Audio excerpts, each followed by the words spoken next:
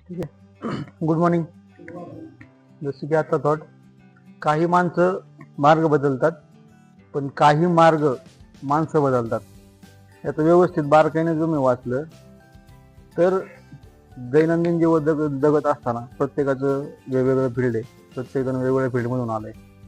तर ती माणसं एक मार्ग चूज करतात की आपल्याला ह्याच दिशेने जायचे, पण कालांतराने एक परिस्थिती अशी निर्माण होते की आपल्याला आपल्या मनाविरुद्ध मार्ग भेटतो, त्या मार्गाने आपल्याला जायला लागतं.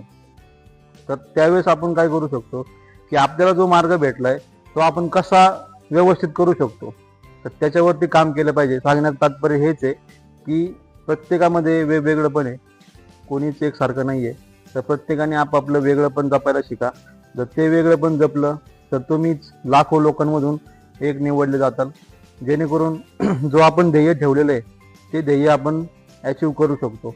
तर प्रत्येकजण वेगवेगळ्या फील्डमधून आले, आपली स्ट्रेंथ काय आहे आणि आपला विकनेस काय आहे याच्यावरती वर्किंग जर केलं माणसाने तर 100% आपल्याला जिथपर्यंत जायचं आहे तिथपर्यंत जाण्यापासून कोणीच अडू शकत नाही. ठीक आहे. धन्यवाद.